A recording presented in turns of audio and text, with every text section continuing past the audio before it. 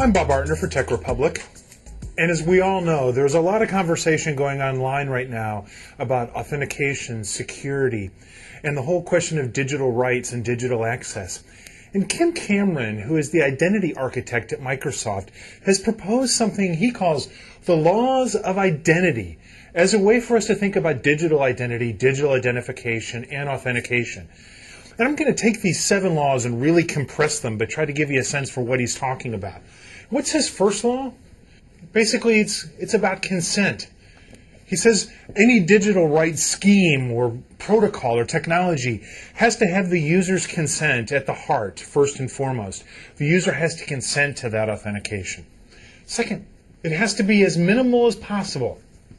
In other words, you need to give as little information as possible for that particular transaction that you're doing. If I'm sending an email address to someone, you need to be able to verify that is in fact your email address. But you don't need to give that person your street address, your social security number, your credit cards, your bank information. Some of that information might be required if you're doing e-commerce. But the principle for this law is provide as little information as is possible under the circumstances. And the next law is about justifiable access. In other words, if a person's going to be party to this conversation, this authentication, they need to have it. In other words, if you or I are talking, that's one thing. We can authenticate with each other, but do we have to authenticate with some big agency or big clearinghouse if the conversation is just between us? And this law of identity says no, it's only people who have a real justified need to be involved. 4, directed identity.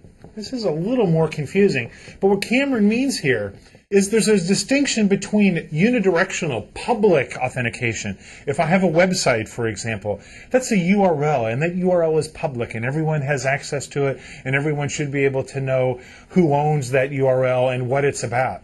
On the other hand, my email address is by its nature more private, and any conversation that happens between me as an individual to another individual is private. And any authentication scheme needs to recognize the difference between those two kinds of things. 5th law. You know what? I'm going to put this in red because I think it's really important. Pluralism. By this, Cameron means that there isn't going to be a central scheme, a central technology, or a central clearinghouse. That a real law of identity means that there needs to be multiple ways to do this, multiple partners, multiple technologies that need to work together to reduce the possible power and corrupting influence of a single overriding authentication clearinghouse. 6, human integration. By this, what Cameron means is the fact that a digital authentication involves a person sitting at a computer or in front of a terminal or in front of a mobile phone. And we need to understand that there is a relationship between the device and an authentic human. And so authentication schemes and technologies have to look at things like phishing and other types of scams and recognize that there's a human-machine interface here that we have to be cognizant of. And what's the last one? I think this one's really important too, so I'm going to put this in red also.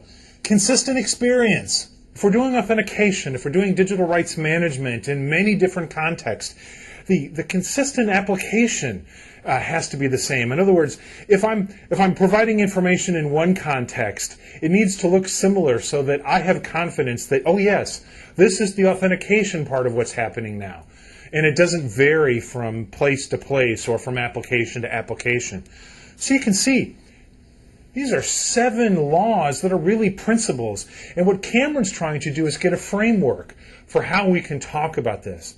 And I'm not suggesting that he's right in every detail, but I am suggesting he's starting a conversation that I think is really important and all of us should be thinking about.